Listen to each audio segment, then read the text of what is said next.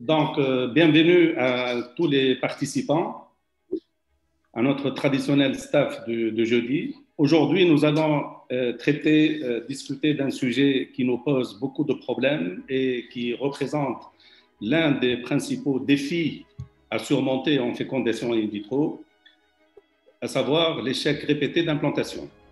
Donc, je remercie le Dr Khaled Terres qui a accepté de nous présenter ce sujet à travers une enquête récente qui a été pilotée par des experts internationaux, par un panel d'experts internationaux sous l'égide de l'ECHRE et qui va pouvoir nous éclairer sur le diagnostic, sur la conduite à tenir et les investigations à faire devant ce syndrome. Et j'ai le plaisir, bien sûr, de modérer ce webinaire avec les docteurs Mohamed Khrouf et Hanan Loumi. Et comme d'habitude, nous allons pouvoir interagir avec vous à travers, donc, au fur et à mesure que l'exposé avance. Et avant de donner la parole au docteur Terres, je dois remercier les laboratoires Merck d'avoir sponsorisé ce webinaire et je vais lancer tout de suite leur vidéo. This is life. A moment of joy. A dream come true. All pure love. A tiny breakthrough. Or maybe a triumph. A constant struggle. A clash of ideas. We can make a difference. Create the new, the unexpected.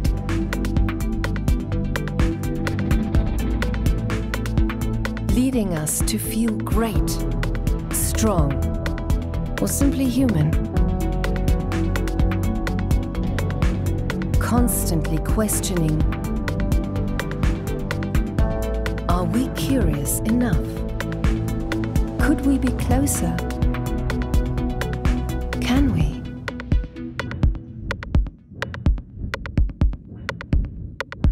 Can you feel it? Donc, je vais donner la parole à Dr Khaled Terres pour qu'il puisse commencer le topo.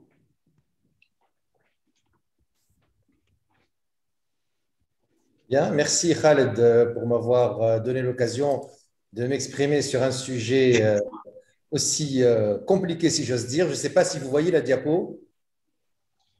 C'est bon. Vous voyez? C'est bon, oui.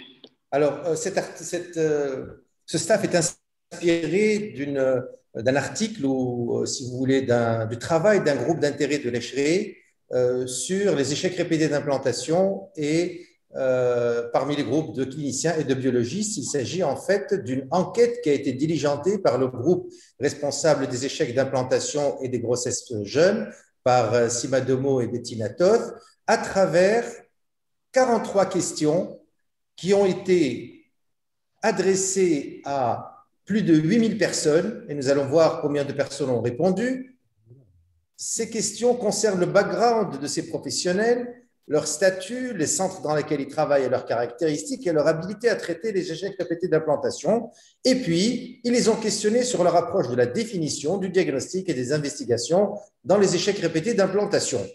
Alors, tout de suite, le tableau est le suivant. C'est de ça qu'on va parler.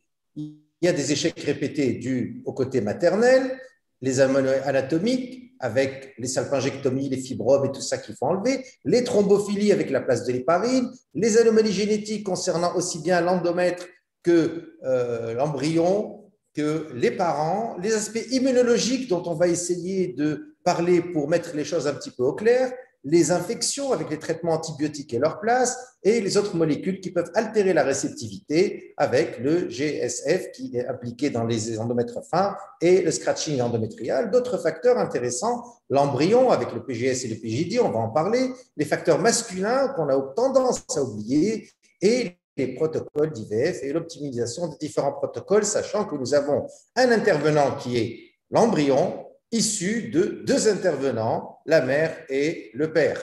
Alors, cette enquête a concerné 8579 mails adressés à des praticiens de la PMA.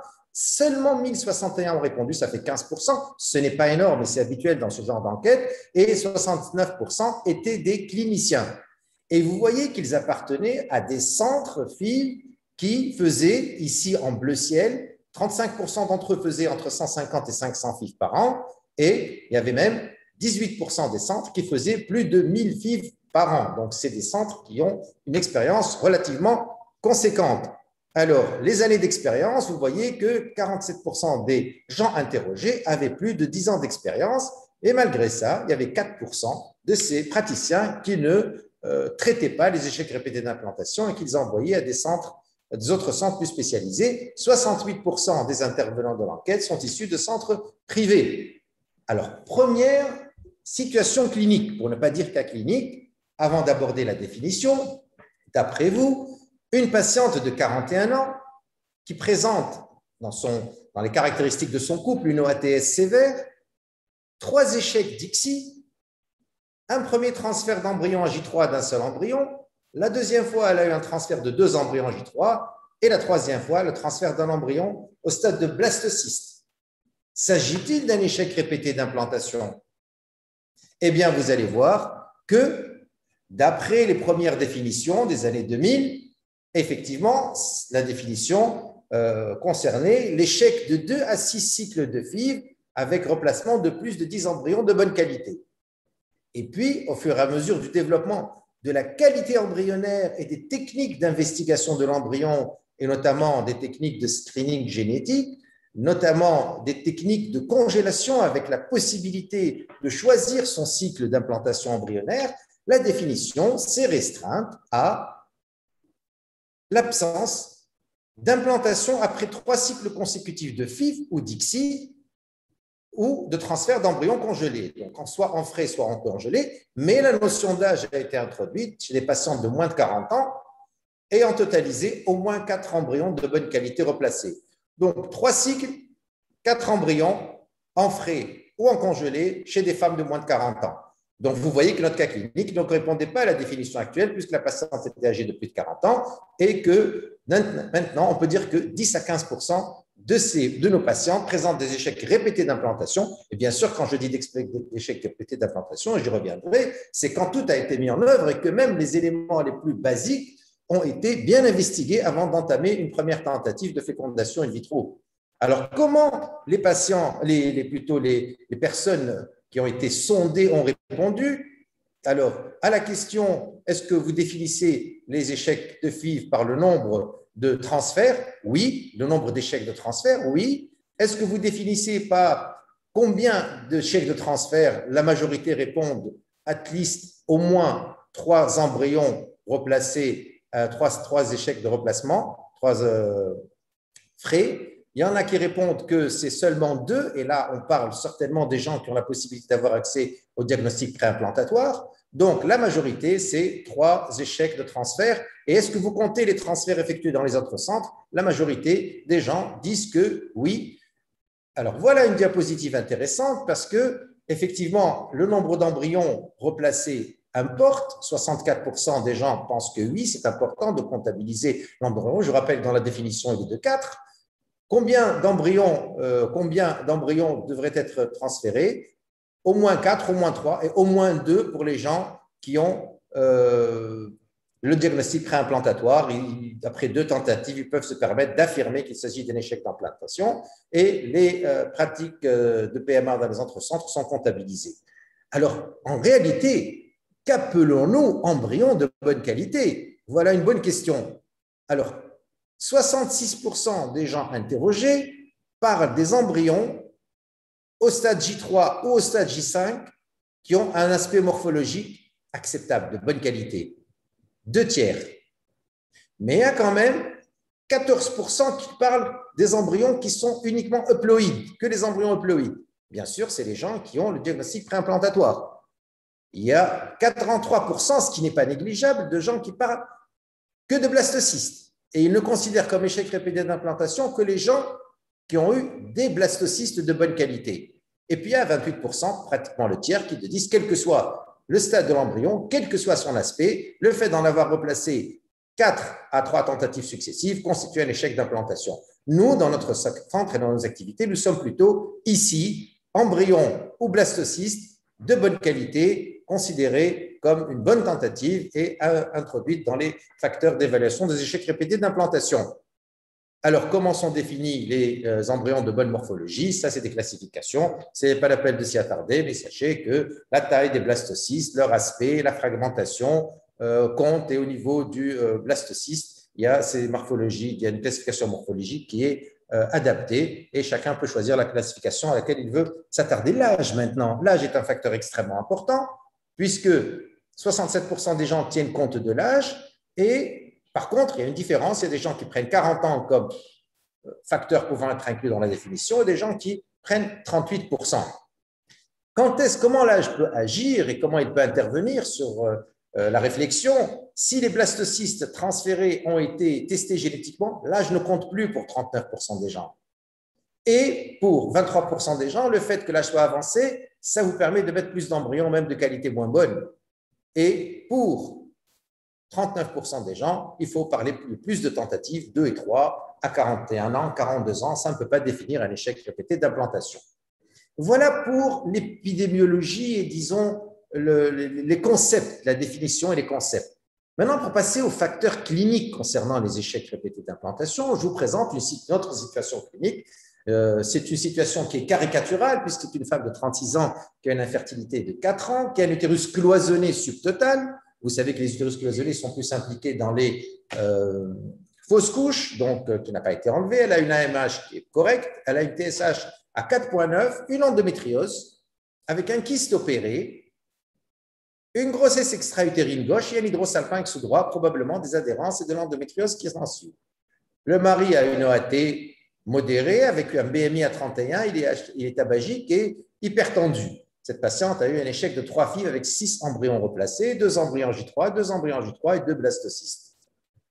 Dans cette observation, il y a beaucoup à dire. Qu'en est-il de l'utérus cloisonné? On va en parler. Qu'en est-il de cette TSH à 4,9? Peut-elle être associée à d'autres facteurs d'échec d'implantation? L'endométriose, la grossesse extra-utérine.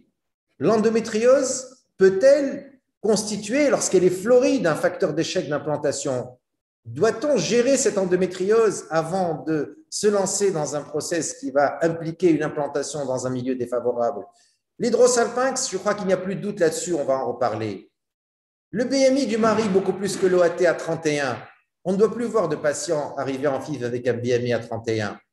L'HTA, le tabagisme, qui est parfois très difficile à arrêter. On est amené à parler d'échecs d'implantation chez des gens qui ont fait des FIV et qui fument encore. Donc voilà, disons, la couleur annoncée. Passons maintenant au vif du sujet. Pour le diagnostic des échecs répétés d'implantation, considérez-vous les facteurs de lifestyle factors comme des facteurs influençants? Eh bien, vous allez voir que 98% des gens pensent que le tabac, le BMI sont des facteurs extrêmement importants lorsqu'ils sont pathologiques. L'alcool et les drogues, 1 degré moins de la caféine et le stress. Vous savez que le stress est quand même un facteur qui est négligé, mais que chez les femmes qui ont un stress, on a remarqué que le cortisol est un peu plus élevé. Et chez ces femmes-là, le risque de facteur d'échec répété d'implantation est plus important. Mais c'est un facteur qui n'est pas quantifiable. Remarquez que 29% des gens sondés dans des grands centres partout à travers le monde considèrent que les facteurs influençant le lifestyle factors ne sont pas des facteurs qui sont considérés comme importants dans les échecs répétés d'implantation, bien que les études sont évidentes. Quand il y a une obésité, quand il y a une cachexie, quand il y a de l'alcool, du tabagisme, de la caféine, aussi bien le temps à la conception que la fertilité est diminuée, puisque la fertilité est beaucoup plus élevée, 60% de plus de risque relatif d'infertilité et avec un taux de fécondabilité beaucoup plus important. C'est également la même chose, diminution du taux de grossesse, de naissance vivante et augmentation des fausses couches chez les femmes qui sont en surpoids ou les femmes qui sont carrément obèses. Chez l'homme maintenant, là aussi, c'est pour ça qu'il faut insister sur les facteurs de style de vie, parce que vous allez voir que les facteurs environnementaux influent sur le spermatozoïde en générant des radicaux libres et une oxydation, un stress oxydatif. Et ce n'est pas les antioxydants qui vont traiter à eux seuls ce facteur, et on va voir comment ils agissent. C'est le traitement ici, en amont, traiter les facteurs environnementaux, soustraire l'homme au stress environnemental, aux facteurs environnementaux, à la pollution. Les infections également vont agir sur le spermatozoïde, les facteurs chroniques, les maladies chroniques, et je citerai ici par exemple la maladie périodique qui elle-même peut influer sur la qualité spermatique indépendamment de la colchicine qui est son traitement, qui peut agir sur l'ADN spermatique ainsi que les facteurs d'auto-immunité. Et vous voyez que cette action est assez importante sur la tête du spermatozoïde en entraînant une anomalie de la fusion entre le spermatozoïde, l'azote pellucide et l'azote pellucide, entraînant des anomalies de la fertilisation, une anomalie de l'ADN spermatique avec une anomalie du développement et un risque important, défaut d'implantation, de grossesse, de fausse couche. Et cet élément est extrêmement important. Alors, il faut en tenir compte. Il est difficile à réaliser, la gestion de tout ce paramètre, mais c'est évident qu'il faut s'en occuper. Alors, les bases anatomiques, maintenant, une fois qu'on a géré le problème de style de vie et son influence sur le taux de fécondation et la fertilité, alors la question était quelles sont les anomalies anatomiques et gynécologiques qui peuvent avoir un impact sur les échecs répétés d'implantation. Vous voyez que 85% seulement, je dirais, puisque la question me paraît évidente, des sondés pensent que ces facteurs entrent en ligne de compte dans les échecs répétés d'implantation. Eh bien, vous allez voir que le facteur le plus souvent rapporté, ce sont les hydrosalpinx. 93% des gens pensent, et à juste titre, que les hydrosalpinx sont des causes d'échecs répétés d'implantation. Les atrophies de l'endomètre qui nous empoisonnent l'existence, et on va voir qu'il y a peut-être des ébauches de solutions. Les synéchies importantes arrivant au syndrome d'Asherman, les endomètres fins, les endométrites et les infections vaginales, et l'endométriose et l'adénomiose, on n'en parle pas suffisamment, mais l'adénomiose elle-même, à elle seule, peut être un facteur d'échec répété d'implantation, les malformations utérines, et je terminerai par les deux facteurs qui sont moins cités, mais qui prennent de plus en plus d'importance dans la littérature. L'étude du microbiome, vous savez qu'on croyait jusque-là que l'endomètre était un milieu stérile, eh bien non, l'endomètre est colonisé, le plus souvent par des lactobacilles, mais également parfois des germes pathogènes, et quand il y a un déséquilibre entre la flore lactobacillaire qui protège l'endomètre et les germes pathogènes, il y a un aspect délétère de ce microclimat qui entraîne un échec d'implantation, et vous allez voir qu'il y a des techniques de traitement et d'évaluation. La fenêtre d'implantation est également fortement inclinée. Je ne sais pas si c'est le matraquage de Ivy, mais ou c'est l'evidence-based medicine, sachant qu'au niveau de l'evidence-based medicine, on ne retrouve pas d'évidence que le taux de grossesse augmente fortement en ajoutant 1 ou 2 jours de progestérone ou en enlevant 1 ou 2 jours de progestérone, mais c'est une technique qui est fortement encouragée par ses promoteurs et qui a certainement sa place dans le panel thérapeutique dont on doit pouvoir disposer. Alors, comment évalue-t-on ces anomalies utérines? La palme d'or revient à l'hystéroscopie. Vous voyez ici l'hystéroscopie. Elle peut être normale, révéler un polype, révéler cette adénomiose. Cet aspect d'adénomiose, personnellement, me tient à cœur puisque je suis intimement persuadé que lorsque l'utérus est comme ça, le taux de grossesse est fortement, fortement réduit. Voilà l'aspect qu'il faut avoir en échographie 2D, puisque vous voyez que l'échographie 2D est également considérée comme très importante. Cet aspect en grain de café, avec cette symétrie des berges antérieures et postérieures, ce qui n'est pas le cas en cas d'adénomiose, cet aspect parfaitement homogène de l'utérus en grain de café, je pense qu'à ce niveau-là, quand on voit des choses comme ça, au niveau de l'endomètre, on n'est pas forcément obligé, pour une première fuite du moins, de faire une hystéroscopie. Ce n'est pas le cas quand il s'agit d'échecs répétés d'implantation. Vous savez que les anomalies peuvent être retrouvées chez 18 à 45% des patients. Mais encore, vous voyez que l'IRM, 36% des gens s'intéressent à l'IRM parce que probablement ça place dans les malformations utérines, dans la cartographie des fibromes et dans l'adénomiose. L'échographie 3D, pour ceux qui en disposent, est un bel outil. Je suis étonné du fait que l'hystérosalpingographie ne soit pas beaucoup plus souvent citée, sachant que c'est le seul examen qui permet éventuellement de bien apprécier en préopératoire les hydrosalpinx, mais disons qu'il y a une concordance sur les examens et sur le fait de mettre l'hystéroscopie comme le maître examen dans l'exploration de cet endomètre. Alors, pour parler maintenant des fibromes utérins, puisqu'on va reprendre quelques aspects un à un, vous voyez que déjà dès les années 2000, concernant les fibromes, c'est la localisation du fibrome qui compte le plus. Contrôle et sous-séreux, il n'y a pas de différence, puisqu'en rouge, c'est le taux de grossesse. Et dès qu'on passe à l'intramural et au sous-muqueux, vous voyez que les taux de grossesse chutent. Pour les myomes de plus de 4 cm également, vous voyez qu'entre 0,4 et 0,2, il n'y a pas de problème, et 2, il n'y a pas de problème. Entre 2 et 4 et plus de 4, vous voyez qu'en rouge, le taux de grossesse diminue et le taux de fausse couche augmente. Et le nombre de myomes est également pris en compte, puisque à moins de 3 fibromes, disons que le taux de grossesse est encore acceptable, mais quand on a plus de 3 fibromes, vous voyez que le taux de fausse couche augmente et le taux de grossesse diminue par rapport à un groupe contrôle. Mais ce qui est beaucoup plus difficile à évaluer pour nous en tant que personnes qui gérons des échecs répétés, c'est la place de ces fibromes-là. Ces fibromes sous-muqueux qui, à l'hystéroscopie, ne distordent pas la cavité. Habituellement, la femme vient vous voir, vous lui dites on fait une hystéroscopie, si ça ne distorde pas, bon, on va faire votre fécondation in vitro. Eh bien, il a été démontré par Sunkara sur une grande étude multicentrique avec méta-analyse, enfin une étude d'une méta-analyse de beaucoup de centres et de centres de référence avec un grand nombre de cas, que les fibromes intramuraux ne déformant pas la cavité, le risque relatif, c'est-à-dire de grossesse, il y avait 20% ou 21% de grossesse en moins et il y avait 15% en moins de naissance vivante quand la FIV était faite avec ces fibromes ne distanciant pas la cavité et qui sont en place. Donc, à vous de méditer et de réfléchir à l'opportunité, quand il y a des échecs répétés d'implantation, d'enlever également ces fibromes. Pour les malformations utérines, vous voyez que sur 2375 patientes étudiées, vous voyez que la différence entre l'utérus normal et l'utérus à fond arqué n'est pas importante. Vous voyez que le taux de grossesse est de 43% dans les deux. Par contre, quand il y a des anomalies majeures, le taux de grossesse chute fortement.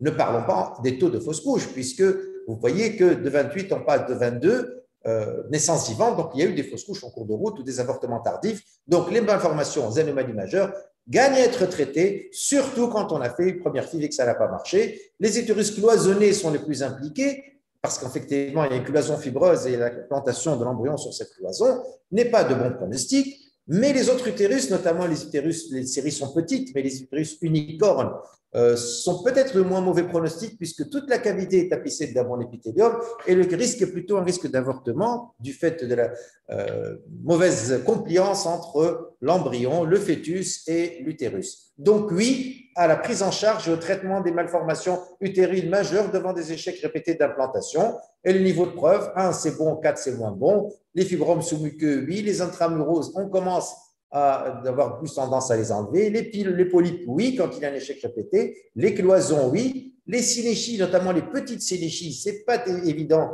qu'elles soient en cause dans les échecs répétés d'implantation. Et l'adénomiose, il faut traiter l'adénomiose, même si les niveaux d'épreuve ne sont pas très, très importants. Il y a une tendance maintenant, et la fameuse méta-analyse de Hassan Salem qui montre que le taux de grossesse était multiplié par 3 ou 4 quand on traitait une adénomiose par des analogues du GnRH, devrait être remise au goût du jour parce que l'adénomiose est quand même un facteur qui altère la capacité de l'endomètre à s'implanter.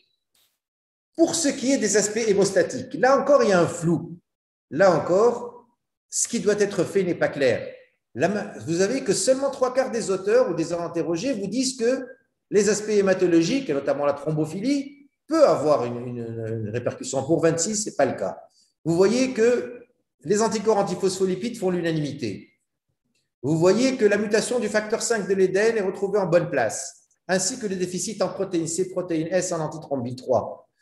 Pour le reste, la mutation de jet de la prothrombine, oui, mais pour le reste, il y a un flou total.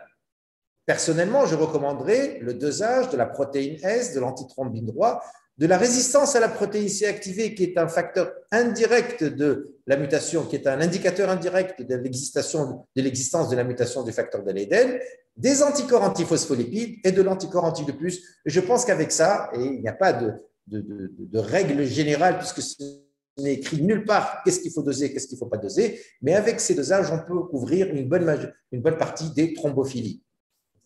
Au niveau génétique, alors quel karyotype, qu'est-ce que vous faites? Qu'est-ce que vous considérez que la génétique est importante? 67% seulement des gens interrogés vous disent oui, probablement parce qu'ils ne croient pas qu'il y a des facteurs importants qui puissent être retrouvés et engendrer une attitude thérapeutique, notamment dans les centres où les outils d'exploration génétique ne sont pas importants, donc ils ne les font pas.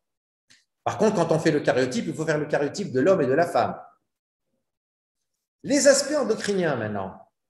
82% des gens pensent que oui, c'est important, 18% non. Quels sont ces aspects endocriniens?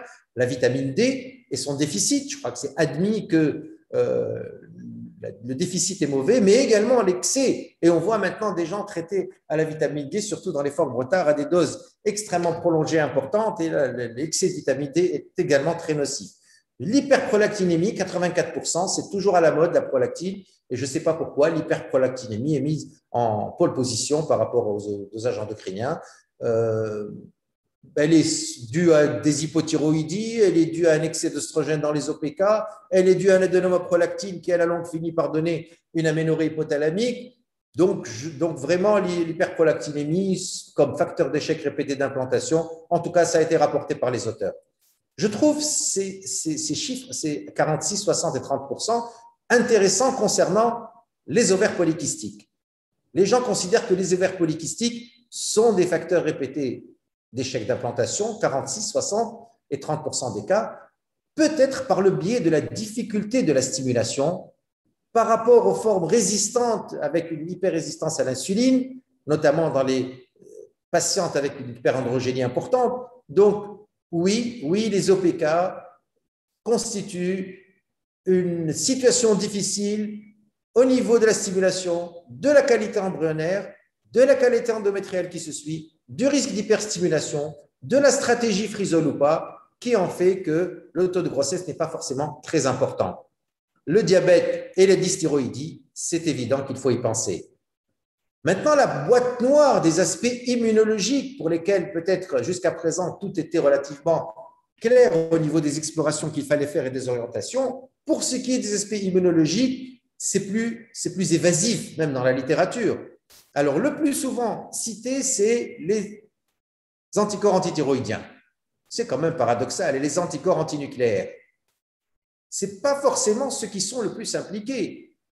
Vous savez qu'il faut un équilibre immunologique au niveau de l'endomètre pour que les 4 phases d'orientation, d'apposition, d'invasion, etc. puissent s'effectuer. Et c'est l'occasion, lors de cette fenêtre d'implantation, de réorganisation immuno-histologique et biochimique des interleukines, des natural killer cells, des cellules tueuses, aussi bien utérines qu'en périphérie. Ces cellules tueuses vont déséquilibrer le ratio TH1 sur TH2. TH1, c'est les lymphocytes T1 et les lymphocytes T2. Les lymphocytes T1 sont des facteurs favorisant, plutôt empêchant l'implantation par la sécrétion du TNF-alpha que vous voyez au-dessus. Les TH2, les lymphocytes T2 sont des lymphocytes qui favorisent l'implantation par l'augmentation du nombre d'interleukines, 1, 2, 4 et 6. Et vous voyez que tout ça est intimement lié, natural killer cells, TH1, TH2, TNF-alpha et bien d'autres facteurs au niveau du micro-environnement immunohistochimique de l'endomètre, dont la perturbation, et nous allons voir quel est le moyen d'en approcher le diagnostic, peuvent entraîner une modification de la fenêtre d'implantation ou alors un rejet de cet embryon. Parmi les nouveautés, il y a d'autres facteurs aussi. Et là, on parle de marqueurs, attention. On ne parle pas de choses qu'on peut traiter. On parle de choses qui peuvent nous donner une indication sur le risque d'échec d'implantation. C'est l'HCG hyperglycosylé. Eh bien, c'est une molécule qui est sécrétée par le syncytiotrophoblaste dès le 6e jour après le transfert et le début de l'implantation, disons, et qui n'est pas dosable dans le sang et qui est dosable dans les urines. Mais ce n'est pas elle, ce n'est pas l'HCG hyperglycosylé qui est la cause, mais c'est un marqueur de quelque chose qui a entraîné une situation favorable à l'échec répété d'implantation. C'est dans les urines et vous voyez que dans les groupes RIF, le taux est de 0,63 dans les urines et dans les groupes contrôle, il est de 5,4, 10 fois plus. Donc, si on pouvait facilement doser de manière très précoce, on saurait que les faibles taux d'HCG hyperglycosylé serait responsable de ces grossesses biochimiques ou de ces échecs d'implantation. Les prostaglandines, ce sont notamment la cyclooxygénase A2. C'est connu qu'elle est un carrefour de la régulation de prostaglandines et que son dosage dans l'endomètre peut, lorsqu'elle est basse, indiquer un risque d'échec d'implantation. C'est le domaine de la recherche. Le LIF, qui peut être dosé dans l'endomètre, c'est un marqueur de l'échec d'implantation quand il est à des taux bas et qu'il y a une différence importante entre la phase sécrétoire, la phase folliculaire, et la phase proliférative. Vous voyez 2100, 4009, alors que chez les patients normaux, il n'y a pas de différence et que le LIF est équilibré aussi bien dans la phase folliculaire que sécrétoire, que la phase folliculaire que la phase proliférative de seconde partie du cycle lutéal. Et là, c'est un des marqueurs ici, quand il y a cette différence, des échecs répétés d'implantation. Là aussi, c'est assez intéressant. Les cellulaires à 10 jeunes molécules, c'est des molécules qui sont recherchées dans l'endométrium et dont la chute est un témoin de risque d'échec d'implantation. Tout ça, c'est des voies d'avenir, c'est des voies de recherche. Revenons à des choses beaucoup plus terre à terre. Nous allons parler des traitements tout à l'heure. Reste le dernier chapitre concernant les aspects diagnostiques, c'est l'homme. 78% des sondés poussent les investigations chez l'homme.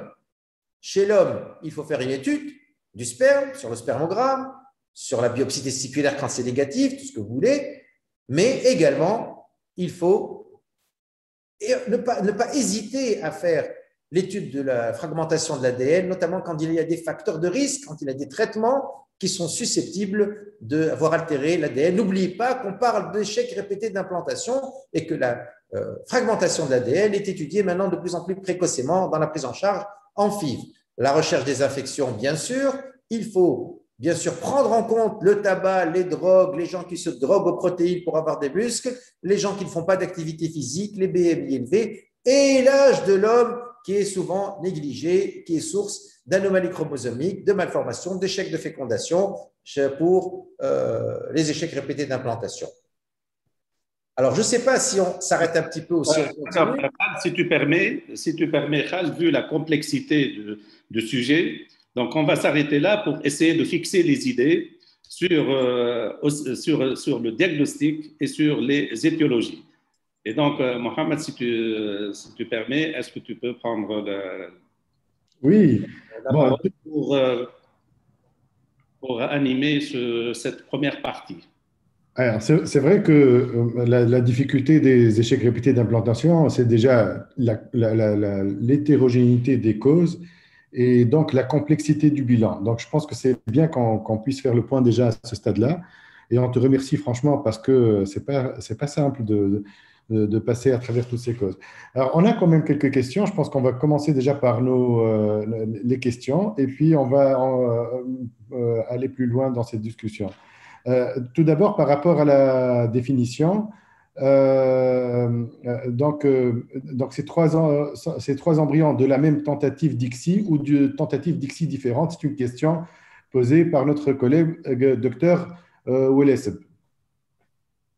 Qu'est-ce qu'il pose comme question, la définition Est-ce que c'est des embryons, on parle d'embryons issus d'une même tentative, c'est-à-dire des… Oui. Je pense que dans la définition, c'est clair, c'est écrit embryon frais ou congelé, même issu d'une même ponction sur 2 transferts différents, c'est inclus dans les 3 échecs de transfert. Alors, Dr Kayan Tao nous pose la question, est-ce que tu peux détailler le mécanisme par lequel un hydrosalpinx pourrait être la source d'échecs répétés d'implantation?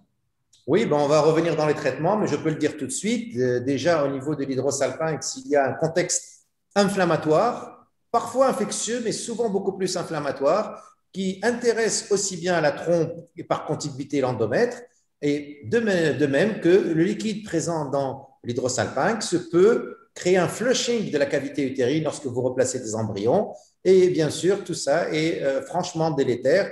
Alors, je voudrais peut-être dire 2 mots. Vous avez des patients qui ont une première fécondation in vitro, qui a un abdomen multicicatriciel, qui a été opéré 2 fois pour SOS et qui a fait une cellule après pour laquelle l'auteur n'a pas pu accéder, qui a l'hydrosalpinx. je vous rappelle que la bonne pratique médicale, c'est d'enlever la trompe, mais si vous pensez que le danger est plus important pour une première fécondation in vitro, il y a d'autres techniques.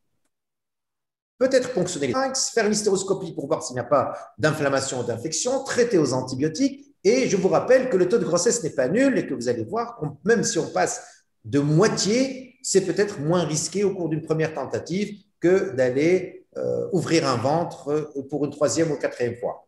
Bien sûr, s'il y a un échec, là, des échecs, du moins 2 échecs, là, le problème se pose. C'était juste une nuance par rapport à ce problème d'hydrosalpinx.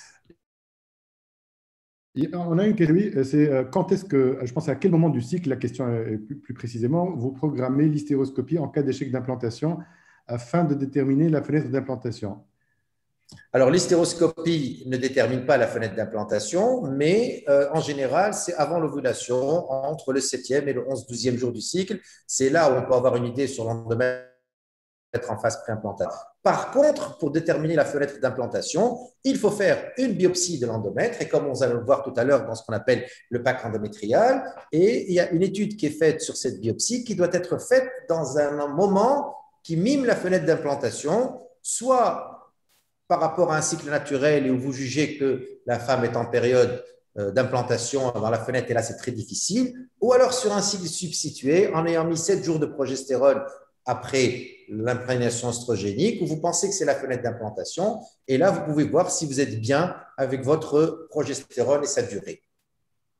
On avance un peu peut-être parce qu'il y a encore des choses à dire. Juste pour dire qu'on va au traitement, on répondra à ces questions tout à l'heure sur la… Non, je peux me permettre peut-être une question. Parce que moi, je suis interpellé par le nombre de personnes qui pensent qu'une hyperprolactinémie est responsable d'un échec d'implantation, de même que la vitamine D. Alors qu'une hyperprolactinémie, par exemple asymptomatique, qui est très souvent traitée par les collègues, je veux dire, il n'y a pas beaucoup de preuves pour dire que ça interfère avec la PMA. Alors, je suis tout à fait d'accord. Voilà. Docteur Mahmoud, oui. Pour fixer les idées, Khaled, au niveau du diagnostic, le diagnostic est fait après échec de 3 transferts d'embryons, que ce soit à J3 ou à J5, que ce soit congelé ou frais. Oui. Sinon, il y a d'autres équipes qui font… À une patiente de moins de 40 ans. Qui font le screening génétique et donc qui considèrent que c'est après transfert de 2 embryons euploïdes. Exactement. Voilà, ça c'est pour fixer les idées au niveau du diagnostic. Alors, maintenant, on va parler un petit peu quand même des traitements et des facteurs que l'on peut rechercher et doser par rapport aux différentes causes d'échecs répétés d'implantation. Alors, l'immunothérapie, elle est rapportée dans 46% des cas. Cette immunomodulation, cette immunothérapie qui est de plus en plus à la mode et qui paraît être efficace. Les choses les plus rapportées, c'est l'arrêt du tabac, l'ajustement du BMI, l'arrêt des drogues, les antioxydants, tout ce qui est facile, moi j'allais dire, et sauf l'amaigrissement qui est parfois plus difficile. Au niveau traitement, il faut traiter l'endométriose. 80% des gens pensent qu'il faut traiter l'endométriose et 90% pensent qu'il faut administrer des traitements antibiotiques dans les endométrites. Et nous allons voir que ce n'est pas tout à fait évident comment il faut traiter et combien de temps il faut traiter. Alors, par rapport aux questions immunologiques, je voulais tout de suite vous dire que les moyens de diagnostic, quels sont-ils? Il y a le fameux pack immunologique qui est fait par le groupe de Nathalie Lédé, qui dose les Natural Cell Killer dans le groupe Matrice Lab. Pour le groupe Matrice Lab, il faut faire une biopsie de l'endomètre au moment de la fenêtre supposée d'implantation, comme je l'ai dit tout à l'heure, et vous allez évaluer les Natural Cells Killer. Et vous allez voir que s'il y a une suractivation de ces Natural Cells Killer, ils peuvent les doser, ils ont les marqueurs. Donc, ça va augmenter les TH1 et les lymphocytes 1 dont on a parlé tout à l'heure qui sont délétères à l'implantation. Et le traitement est à base de fortes doses de progestérone. Et là, j'ai mis des points de suspension parce qu'on revient toujours à la progestérone. Et en cas de sous-activation ou diminution de ces Natural Cell Killer, le traitement proposé est un scratching pour éveiller l'état immuno-inflammatoire de l'endomètre et ajouter de l'HCG. Cette étude, dont vous pouvez la retrouver, Nathalie Lédé, montre que lorsque vous faites ces dosages et que vous adoptez cette technique-là, vous passez de 16,5% de grossesse à 30% de grossesse. Pour les endomètres fins, maintenant, quels sont les types de traitements? Vous voyez que les traitements hormonaux, oestrogènes, etc., bon, ça n'a pas fait la preuve de son efficacité, mais c'est largement prescrit. Ce qui est plus accepté, c'est l'augmentation de la perfusion endométriale, les faibles doses d'aspirine, la pentoxiphilie, le Viagra, même si 50 mg par jour à partir du 5e jour, ça a quand même des effets secondaires. Par contre, le traitement le plus prometteur, c'est le granulocyte colony stimulating factor. C'est la médecine régénérative, c'est un facteur hématopoïétique sécrété par la moelle et qui favorise la prolifération des cellules granuleuses et des granulocytes. Vous allez voir que c'est un produit qui existe en Tunisie, qui existe sur le marché, je vais en parler.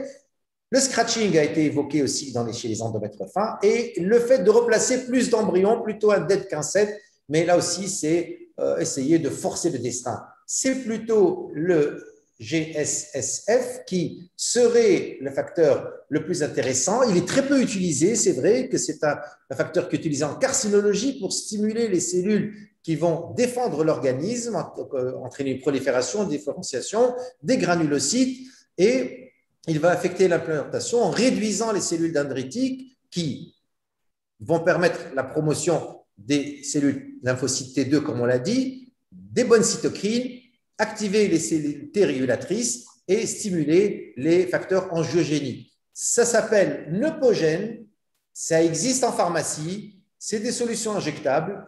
La dose et la quantité n'est pas claire, mais peut-être que devrions-nous plus nous intéresser à ce produit, d'autant plus que nous n'avons pas beaucoup de solutions.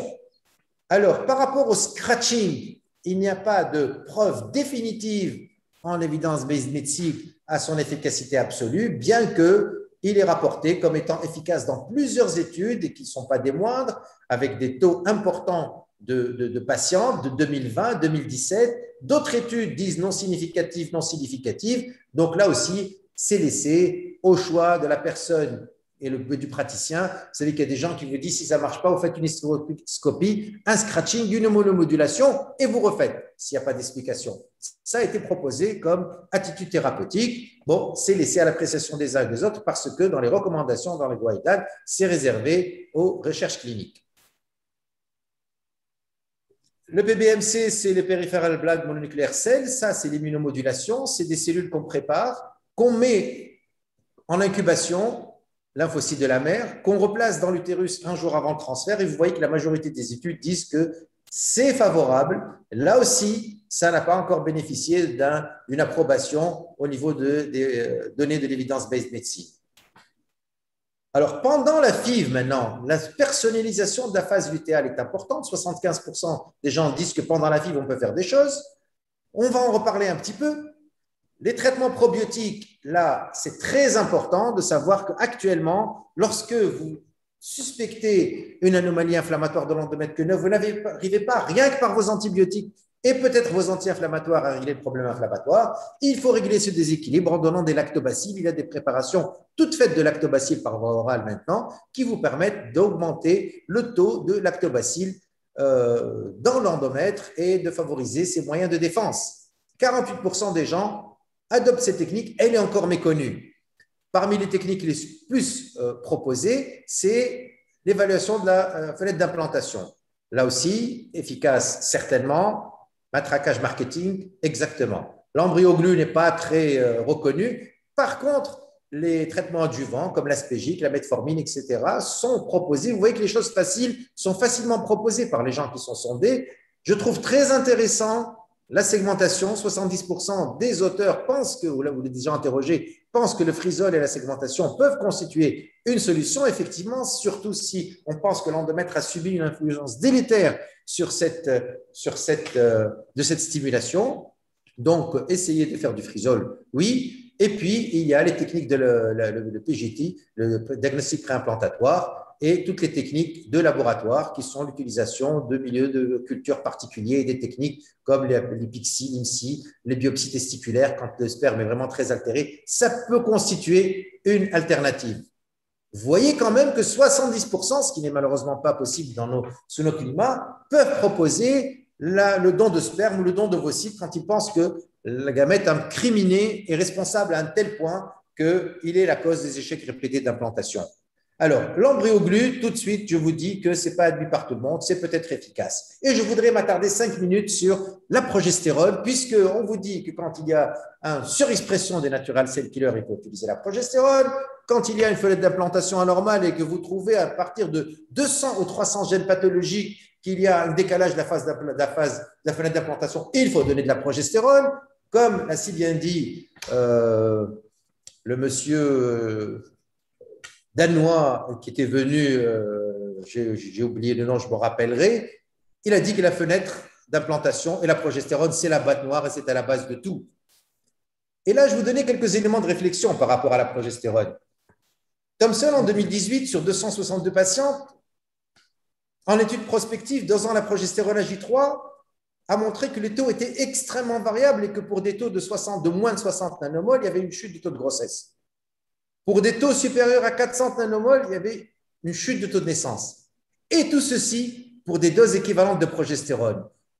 Donc, vous avez une variabilité individuelle pour la même dose. Or, nous sommes en train de donner 600 à 800 mg à tout le monde, tout venant. Et nous nous étonnons que la majorité ne soit pas enceinte. Peut-être que celles-ci ne sont pas enceintes tout simplement parce que vous en avez donné un peu trop ou un peu moins et que toutes les patientes ne sont pas les mêmes, qu'elles n'ont pas toutes les mêmes récepteurs, qu'elles n'ont pas toutes la même réceptivité endométriale, qu'elles n'ont pas toutes la même carte d'identité génomique. Donc, on manque de marqueurs d'efficacité, clinique d'efficacité de cette progestérone.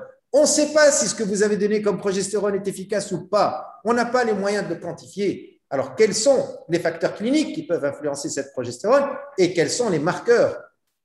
Par exemple, pour l'endométrite chronique, en dehors du fait que pour avoir une grossesse, il faut une prolifération et une différenciation appropriée, l'endométrite chronique, en plus du problème sur la contractilité du myomètre et d'anomalies de la synchronisation des mouvements entre l'endomètre et le myomètre au niveau de la zone de jonction et des modifications des facteurs paracrines, va perturber la décidualisation, ça a été prouvé in vivo, et l'endométrite chronique va affaiblir l'action de la progestérone sur les cellules stromales et induire une résistance à la progestérone. Serait-ce une voie de traitement chez les patientes chez qui on retrouve une progestérone, une inflammation persistante? Est-ce que l'adjonction de doses supérieures de progestérone pourrait forcer cette résistance et diminuer ces échecs répétés quand on n'arrive pas à cliner cet endomètre, si j'ose dire, à réfléchir? Un marqueur tout nouveau de l'efficacité de la progestérone, puisque je vous disais qu'on ne peut pas savoir si elle a été totalement efficace et si l'endomètre en est imprégné, c'est la compaction de l'endomètre qui a été définie récemment et qui est la différence entre l'épaisseur de l'endomètre le jour du déclenchement, le dernier jour de la stime, et l'épaisseur de l'endomètre le jour de la progestérone plus 5, c'est-à-dire 5 jours après la ponction. Cette différence est nommée compaction de l'endométrial. Il est censé se rapetisser l'endomètre, diminuer de taille. Et sur une série de transferts d'embryons congelés, vous voyez que quand la compaction endométriale a atteint 5%, on est à 43 de grossesse, 10%, 45%, jusqu'à 20% de compaction endométriale, on est à 55% de grossesse. C'est-à-dire que si vous avez un endomètre à 10 mm le jour de déclenchement, lorsqu'il est de 8 mm et qu'il est un peu plus écogène le jour du transfert, c'est un bon signe. Or, vous avez souvent tendance à croire que la persistance de cet aspect en grain de café le jour du transfert, etc., est un bon signe. Eh bien, probablement non, probablement que la progestérone n'a pas suffisamment fait son effet. Et dans les échecs répétés d'implantation qui nous intéressent aujourd'hui, vous voyez que pour les indications de PGD ou de PJS, pour âge, pour fausse couche à répétition, vous voyez que lorsqu'il s'agit d'échecs répétés d'implantation et que vous êtes amené à faire un PJS, chez ce groupe de patients, les endomètres not compacts et non compactés sont de 31 et ceux compactés sont de 4. Donc, le groupe testé, étiqueté échec répété d'implantation, dans leur FIV, vous avez une mauvaise compaction de l'endomètre, probablement une mauvaise action de la progestérone et probablement due à un problème de récepteur ou d'efficacité. Et il faut fouiller cette action de la progestérone sur l'endomètre. L'inflammation, maintenant, on va parler puisqu'on est dans l'influence de l'inflammation sur la progestérone, etc. Cette congestion endométriale, quelle est sa problématique? D'abord, difficulté d'en faire le diagnostic avant le stade de l'hystéroscopie, avant le stade de la biopsie, avant de terminer les CD138 et avant tout ça, avant la bactériologie. Quand vous êtes à ce stade échographique, est-ce que le fait d'avoir un endomètre écogène en phase folliculaire qu'il est régulier peut témoigner d'une inflammation et d'un œdème. Est-ce que ces endomètres aux zones basales qui sont festonnées irrégulières peut témoigner d'une endométrite chronique micropolypoïde? Nous avons dans le service, nous sommes en train d'essayer d'entamer un travail pour faire une corrélation entre les aspects échographiques, les aspects hystéroscopiques et bactériologiques, pour essayer d'éviter d'être obligé de refaire à chaque fois des hystéroscopies. Alors le traitement, la doxycycline a été avancée, son efficacité sur les mycoplasmes notamment. Des gens vous disent que 200 mg pendant 14 jours peuvent guérir cette endométrite. Puis après, on s'est dit peut-être qu'il faut ajouter le métronidazole pour les germes anaérobies, les bacilles grammes et les germes anaérobies, le floxacine pour les bacilles grammes négatives. 14 jours peuvent permettre de nettoyer les CD138 dans 96% des cas. Les cures peuvent être répétées. Tout a été dit. Les anti-inflammatoires, on n'en parle pas suffisamment alors qu'ils sont censés apporter un plus si on veut respecter la physiologie et la physiopathologie de ces anomalies. Cecchinelli a dit que 95% des patients sont guéris après une seule cure. Le taux global de guérison après 2 cures serait de 100%. Eh bien, dans l'étude de Cecchinelli, il a rapporté que 17 de ces patients, 37% étaient guéris après une seule cure, 30% après 2 cures et 32,3% après 3 cures. Mais, en réalisant chez ces patients une hystéroscopie après 1 an, vous avez encore 24% des patientes qui représentent une hystéroscopie pathologique. C'est peut-être pour ça qu'il faut essayer de penser au plaque endométrial et qu'il faut essayer de penser au microbiome et à quelque chose qui n'est pas forcément une infection, mais un déséquilibre. Et le plaque endométrial que nous avons initié par l'intermédiaire de Khaled Mahmoud et de Hanen Loumi, qui consiste en collaboration avec l'équipe de Divi, de faire une biopsie pendant la fenêtre d'implantation, qui vous permet de déterminer la fenêtre d'implantation par l'ERA-test en essayant de savoir quels sont les gènes délétères surexprimés et à quelle période par rapport à la progestérone pour savoir s'il fallait ajouter ou diminuer la progestérone, mais également le microbiome pour vous dire si l'endomètre est en état d'équilibre ou s'il faut ajouter, que ce soit des antibiotiques ou des lactobacilles pour améliorer la réceptivité endométriale. Alors, rapidement, je termine sur quelques facteurs importants. Le tacromylus, je ne sais pas si vous avez entendu parler, c'est un immunosuppresseur. C'est très à la mode dans ces problèmes immunologiques de l'endomètre si difficiles à diagnostiquer. Le tacromylus est un immunosuppresseur qui est utilisé dans les allogreffes et vous voyez que dans les séries rapportées, même si elles ne sont pas nombreuses du fait de la frilosité à l'utiliser, les taux de grossesse sont impressionnants. 0% dans les échecs répétés d'implantation avec facteur immunologique prouvé, on passe à des taux de 60%. Alors ça, c'est un traitement. Là, on va passer aux perspectives thérapeutiques dans les problèmes immunologiques. Les injections intraveineuses d'immunoglobuline par les promoteurs de ces techniques donneraient de bons résultats. Là, ce n'est pas encore validé, mais c'est quand même une technique qui est pratiquée. L'injection et l'immunomodulation de lymphocytes, de bons résultats, 22, 48. Donc, 39, 33 pour les patientes non traitées. Le growth colony stimulating factor est aussi fortement recommandé dans les endomètres fins. Voilà les 4 voies de traitement immunologique. Il n'y a pas autre chose. Sinon, il faut ajouter ou diminuer la progestérone. Donc, les antibiotiques, oui. La salpingectomie, 25-47%. Donc, vous voyez que le taux n'est pas nul quand on ne fait pas de salpingectomie. Le scratching endométrial et l'IMSI sont également recommandés toujours par les promoteurs de la technique, mais pas forcément par les gens qui ont mis en place les recommandations d'evidence-based medicine. Cette diapo, je vous laisse la regarder, tout ce qu'on a vu en fonction du niveau de preuve. Pour terminer, pour conclure, avec un take-home message, comme ça on sera dans les temps, on pourra vous laisser quelques questions. Avant de parler de FIV, avant de parler d'échecs répétés d'implantation, et au risque de paraître un petit peu prétentieux, et à mon âge, je peux peut-être me le permettre, il faut arrêter le tabac. On voit toujours des patientes et des patients qui viennent faire des FIV et qui ont des échecs et qui fument. Il faut amaigrir les patients, non pas à la maison tout seul, mais avec l'aide de diététiciens. Faut-il donner des antioxydants? Devant toute la littérature pour et contre, il faut faire des tests, il faut se baser sur des données médicales, notamment ce que nous faisons ici, c'est le pack spermatique pour évaluer la dénaturation de l'ADN, la fragmentation de l'ADN, le stress oxydatif et donner des sur des arguments solides, l'acide folique, équilibrer une dystéroïdie, et vous savez que la TSH doit être inférieure à 2,5 et non pas 3 et 4, et vous savez que les dystéroïdies sont parfois associées à des thrombophilies. La prolactine doit être équilibrée, même si ce n'est pas un facteur déterminant. La vitamine D, pour ne pas se faire taper sur les doigts si ça n'a pas marché. Éliminer un polype, quand on parle d'échec répété d'implantation, il faut, et là j'insiste, maîtriser une endométriose, ne pas hésiter. Pourquoi pas donner du Dienogest, c'est en voie d'être validé que le Dienogest diminue les lésions endométriosiques parce qu'il a une action directe sur les tissus, ou alors des analogues du GnRH, mais éviter de travailler dans un contexte, comme on le voit en célio, d'inflammation, de saignement, dès que vous touchez les tissus, et vous voyez que cet afflux de macrophages et de cellules inflammatoires n'est certainement pas bon au niveau de l'implantation, même si vous ne le voyez pas.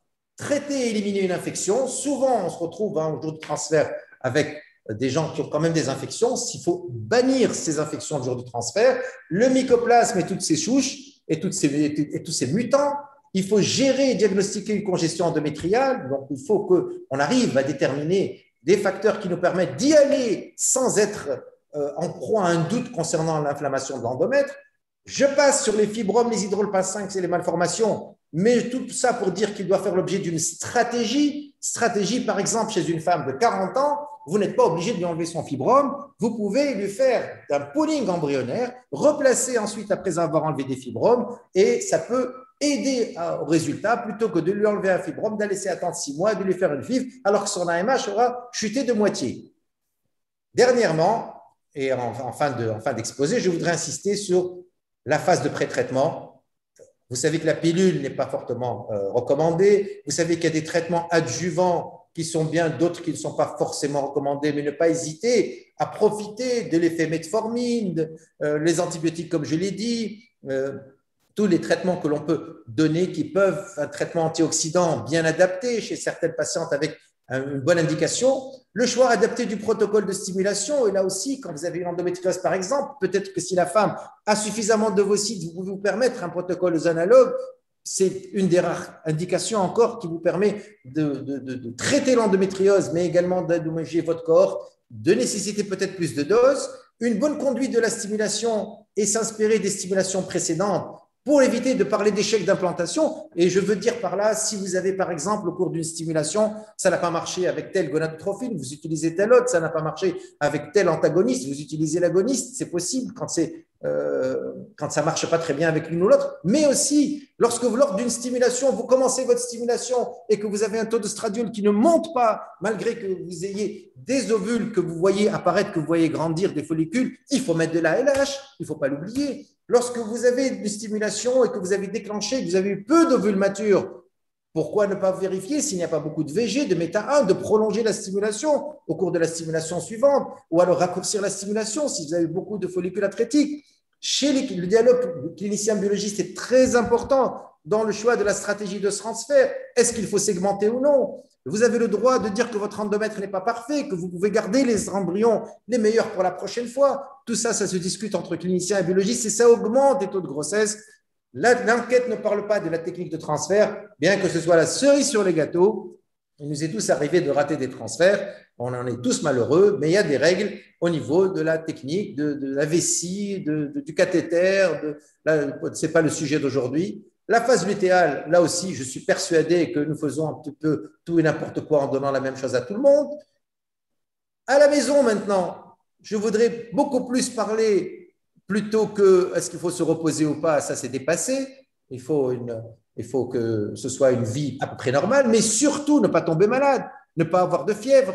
Vous savez qu'une fièvre après le transfert est un facteur pratiquement assuré parce qu'il y a une dénaturation de l'embryon et de l'endomètre, un facteur assuré d'échec d'implantation. Donc, il y a une nécessité d'essayer de se concerter, de prendre l'avis de gens spécialisés pour codifier. Et c'est ce qui nous manque. C'est ce qu'a prouvé cette enquête. Le sujet n'est pas codifié. Pour essayer de standardiser cette prise en charge, ces situations complexes, mais également en fonction de nos moyens. Vous allez me dire, je n'ai pas les moyens de doser et de doser. Effectivement, il faut se renseigner. Vous savez que tous ces interleukines, le TNF-alpha, les cytokines, peuvent être dosés dans des laboratoires adressés. Je me suis renseigné, il y a à Lyon un laboratoire qui dose tout ça. Donc, on peut envoyer, ça coûte dans les 200-300 dinars. Donc, il faut se renseigner, il faut avoir la politique de ces moyens pour proposer une aide concrète. Je vous remercie. Merci, Khaled, pour ce tour d'horizon qui n'a pas été facile, je suppose. Et donc, on ouvre la discussion. Hanan, il y a des questions qui te concernent, concernant l'immunomodulation, concernant le pooling embryonnaire. Et à Khaled aussi, il y a quelques questions. Donc, je te laisse. Alors, on commence par l'immunomodulation. Hanan, est-ce que tu peux répondre concernant la technique de modulation et l'indication, la façon de faire, etc. C'est une question qui a été posée par Kawthar Husseini. Tu as entendu, Hanan? Oui. Alors, concernant la technique d'immunomodulation, justement, c'est une technique qui permet de gérer cet équilibre immunologique au niveau de l'endomètre. Là, on est en train de la faire de manière empirique, c'est-à-dire devant les échecs répétés, on essaie de rajouter des cellules, entre guillemets, des cellules inflammatoires pour créer cet environnement d'inflammation, pour faire adhérer l'embryon à l'endomètre. Ça consiste en un prélèvement de sang pour les deux membres du couple, la femme et le conjoint, et on récupère donc les lymphocytes. On poule les deux lymphocytes qu'on cultive et on les insémine après 72 heures de culture, donc 48 heures avant le transfert d'un blastocyste. Donc, ça se fait à J0, le prélèvement. L'insémination, c'est après 72 heures, donc c'est J3. Et puis, on replace les blastocystes à J5, c'est-à-dire le 5e jour de l'introduction de la progestérone. Voilà pour la technique d'immunomodulation. Elle permet de donner de meilleurs résultats. Hanan, si tu permets, je peux apporter une précision sur l'immunomodulation. C'est que les papiers qui ont été publiés consistent donc à faire l'immunomodulation avec le sang de la femme uniquement. Mais nous avons fait une étude originale qui consiste à collecter le sang aussi bien de l'homme que de la femme pour initier la mémoire génomique, et nous avons démontré que ça apporte un plus, le fait de rajouter les lymphocytes de l'homme. Exactement. Rajouter les lymphocytes de l'homme. Donc, conjointement, les deux types de lymphocytes vont participer à faciliter l'implantation. Absolument. Et on conseille aussi de faire le transfert sur un cycle, donc un transfert d'embryon congelé et non pas en frais. Parce que, bien sûr, tu peux répondre sur une meilleure organisation. Il y a une question sur le pack endométrial et sa faisabilité dans l'unité. Oui. Tu peux donner une réponse. J'allais donc répondre aussi sur le pack endométrial parce que, comme l'a dit Hanan, on fait l'immunomodulation jusqu'à présent de manière empirique chez toutes les femmes qui ont un échec répété d'implantation, mais maintenant nous allons essayer d'affiner les indications par le dosage des interleukines dans l'endomètre. Et quand il y a un déséquilibre, justement, quand on constate qu'il y a un déséquilibre de ces interleukines, à ce moment-là, on applique la technique de l'immunomodulation. Et là aussi, nous avons mis au point, et ça va être donc praticable d'ici peu, vous savez que le dosage des interleukines se fait dans le sang. Mais nous allons faire le dosage dans l'endomètre. Et donc, ça fait partie du pack endométrial qui consiste à faire la biopsie vers la phase théorique de l'implantation pour avoir en même temps la réceptivité endométriale, le microbiote et les interleukines. Effectivement.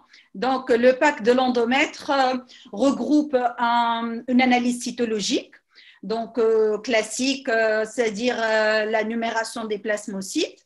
Ça regroupe aussi donc, tout ce qui est microbiote et études du micro-environnement endométrial. Et puis, on a aussi l'expression des gènes impliqués dans l'implantation qui sont de 136 gènes. Donc, dont on étudie l'expression de ces gènes. Donc, ça englobe tout ce pack. Avec ce pack, on offre aussi dans très peu de temps, on va offrir le dosage des cytokines. Donc, comme ça, on aura donc toute la panoplie des analyses proposées par les sociétés savantes et les publications récentes.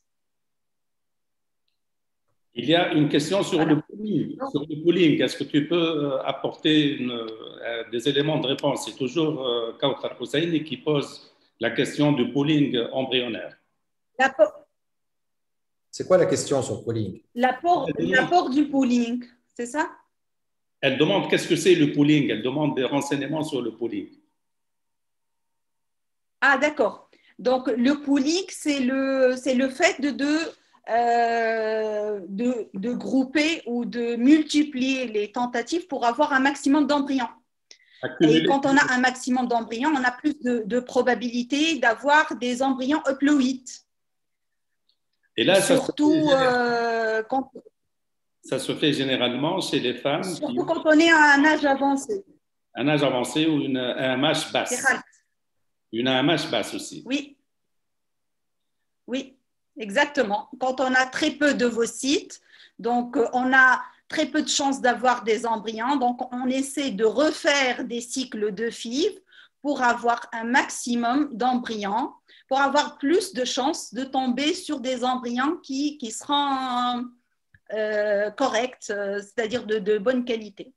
Alors, on fait soit une duostine, c'est-à-dire une stimulation double dans le même cycle, avec 2 ponctions. Sinon, on peut aussi faire avec des cycles successifs. Je voudrais répondre à une question. J'ai vu une question qui dit quel est l'âge de l'homme pour lequel on peut considérer que c'est un facteur de risque d'échec répété d'implantation. Oui, c'est notre ami Jacques du Cameroun. Il est classique de dire dans la littérature que le facteur de risque âge pour l'homme est celui de la femme plus 5 années. Donc, si on dit 40 ans pour la femme, c'est 45 ans à partir de l'homme, de l'âge de l'homme, où il peut avoir un peu plus de risque d'anomalie du spermatozoïde en rapport avec une mauvaise qualité embryonnaire. Docteur Hanelloum, tu voulais poser une question? Alors, il a été démontré, Docteur Tares. Oui. Vous m'entendez? Oui, alors, il a été démontré que c'est à partir de la quarantaine qu'on commence à avoir des altérations du sperme. Ah bon? Aussitôt? Oui. Aussitôt, oui. Ceux qui ont les tempes grisonnantes ne sont pas concernés. Il y a une demande de renseignement sur le nom commercial pour le microbiote. Là. Quel est le traitement? Alors, en Tunisie, on a une bonne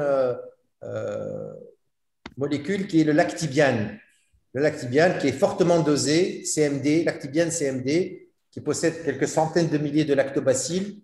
Et c'est un bon produit. J'ai oublié le laboratoire, mais ça s'appelle Lactibiane et ça se donne à raison de 2 comprimés par jour dans ces indications-là. J'ai regardé un petit peu le nombre d'unités de lactobacilles qu'on donnait dans la littérature, ça correspond à 2 comprimés de ces Lactibiane en Tunisie. Hein.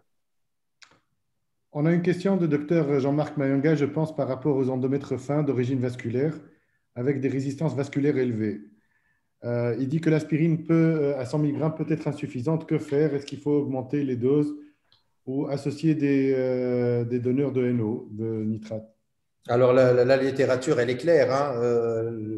Tout ce qui est hormonal n'est pas forcément efficace puisque quand vous donnez une stimulation et que vous avez 2000 d'œstrogène, ce n'est pas parce que vous avez donné 2 comprimés d'œstrogène que vous allez arranger les choses.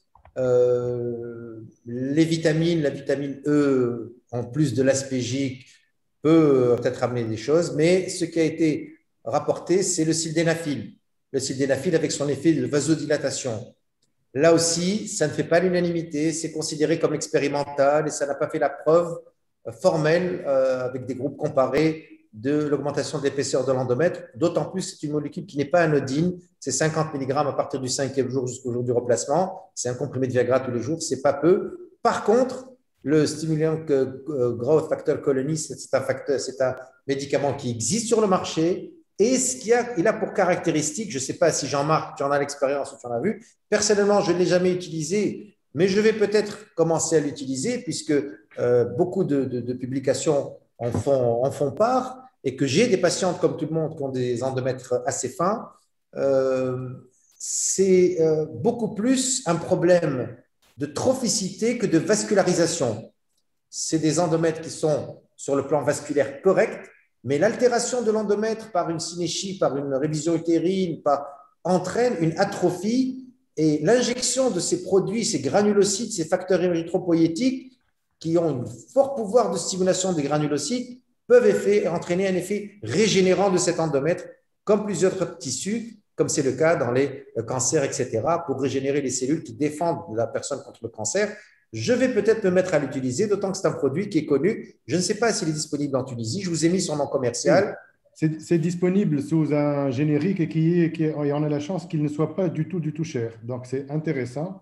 Moi, voilà, il faut faire une étude. Je confesse l'avoir utilisé, bien sûr, hors AMM, mais toujours avec une inquiétude de mettre un facteur de croissance dans l'utérus avec des résultats qui sont quand même intéressants dans la littérature, mais des side effects à long terme, avec quand même un point d'interrogation. Je pense qu'on devrait plus le mettre en place dans un cadre de protocole de recherche. Non, on veut savoir si ça a été efficace, beaucoup plus que les angoisses. Ah non, ça a été efficace. Non, je veux dire pour des patientes qui ont eu de multiples cures de synéchie, où on n'a plus de réduction de la taille de la cavité, mais on n'a plus d'endomètre qui pousse non plus.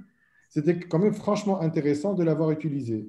Bon, mais ça reste quand même des petits cas, hein. Je n'en ai pas eu beaucoup, mais en dernier recours, ben, voilà, en accord avec les patientes, et on a la chance d'avoir un générique qui n'est pas cher en Tunisie, et donc possible de l'utiliser. Maintenant, c'est un facteur de croissance, encore une fois. Et je préfère encore l'instiller à l'intérieur de l'utérus plutôt que de le mettre en systémique. Khaled, il y a Dr Barkan Touria qui demande quel protocole adopter en cas d'échec d'implantation dans le cas d'adénomyose. Bon, je crois que j'en ai parlé puisque j'ai cité l'étude de Hassan Sellem, mais de manière générale, il faut apaiser cette endométriose.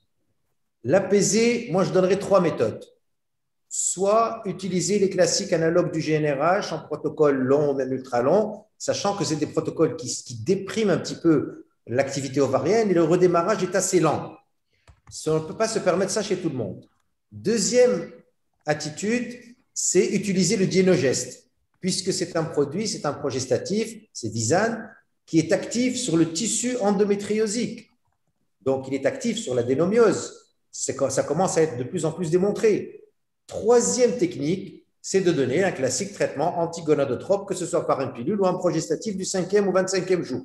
Ça peut, par la diminution de l'œstrogène et l'effet atrophiant du progestatif, mettre au repos l'endométriose. Donc, si on a utilisé le premier protocole, il faut utiliser après de fortes doses de gonadotrophine. Le deuxième protocole avec le dienogeste, je ne sais pas s'il faut laisser 1 mois à l'endomètre pour reprendre ses esprits, parce que l'effet du dienogeste peut être rémanent et peut rester un petit peu. Comme pour le cas des progestatifs, quand on arrête un progestatif, on sait que l'effet du progestatif sur l'endomètre reste encore un petit peu. Je ne sais pas s'il faut faire une fenêtre de 1 mois et reprendre un protocole avec antagoniste classique. Hanan, il y a Semi Difalla qui a posé la question sur est-ce que le pack endométrial permet de doser le rapport TH1 sur TH2 afin d'indiquer l'utilisation du prographe. Alors, oui, pour l'instant, on offre juste l'expression des gènes et tout ce qui est microbiote. dans très peu de temps, on introduira le dosage des cytokines au niveau de l'endomètre. Et même dans le sang périphérique, bien sûr, on peut faire de manière directe et de manière indirecte. Et comme ça, on aura le rapport TH1 sur TH2 pour pouvoir agir sur l'endomètre. Alors, par rapport au rapport TH1 sur TH2, je peux ajouter quelque chose parce que ce n'est pas évident. Le dosage du TH1 et du TH2 ne sont pas des facteurs facilement dosables. Par contre, on sait que le TH1, c'est le grand pourvoyeur de TNF-alpha, de alpha tumor necrosis factor, qui est délétère pour l'implantation. On sait que le TH2 est le plus grand pourvoyeur d'interleukines favorables à l'implantation, notamment les interleukines 1, 2, 4, 6 et 10. Donc, on peut, en dosant le TNF-alpha et les interleukines, ce qui est tout à fait faisable dans beaucoup de laboratoires spécialisés en immunologie, on peut avoir une idée indirecte sur, en fonction de leur taux, du déséquilibre entre TH1 et TH2. Donc, pour justement ce rapport, il est difficile de le doser, mais en cytométrie de flux, on peut faire ce rapport parce qu'il y a un marquage donc, des différents interleukines et des différents cytokines. Et en cytométrie, on peut définir le rapport directement, donc le résultat sera traduit en rapport directement. Donc, ça a avancé un petit peu et il y a des kits qui sont prêts à l'emploi, qui peuvent être utilisés dans ce sens. Voilà. Donc, sinon, Dr Difallah demande aussi sur la place du PRP dans ces échecs répétés d'implantation. Alors, j'ai cherché. Je n'ai pas envie de vous montrer la plaque que j'ai. Les séries sont courtes, mais tous ceux qui ont fait du PRP disent que c'est intéressant et favorable d'injecter du PRP dans l'endomètre. Je ne sais pas si vous voulez que je vous montre la plaque, mais ce n'est pas du tout validé. C'est des séries de 16K, 20K, 32K, 18K avec des taux de grossesse qui augmentent de 20% par rapport à un groupe témoin. Donc, cette PRP mania pose des problèmes. C'est tellement facile d'injecter du PRP, c'est tellement pas sûr si ça peut donner un effet favorable. La physiologie et la physiopathologie par rapport à cet enrichissement de l'endomètre à travers ces plaquettes qu'on met est encore et encore à étudier. Je n'ai pas trouvé franchement d'article sérieux à ce niveau-là. Ok. Très bien. Mais c'est bien, si on met du PRP dans l'utérus, on met du PRP dans l'ovaire, on met du PRP dans les joues, on met du PRP là, je pense que voilà, je pense que PRP tout azimut et on n'en parle plus. Allez, je vous remercie, c'était très bien. Bon, merci pour tout le monde. Et donc, merci d'avoir assisté à ce webinaire et à ce staff-là. Je vous rappelle que le prochain, ça sera le jeudi 3 juin. Et l'intitulé, c'est les valeurs prédictives des paramètres spermatiques pour réussir une insémination artificielle. Ça sera fait par Dr Haden Loum. Merci et à bientôt à tout le monde. Salut. Salut.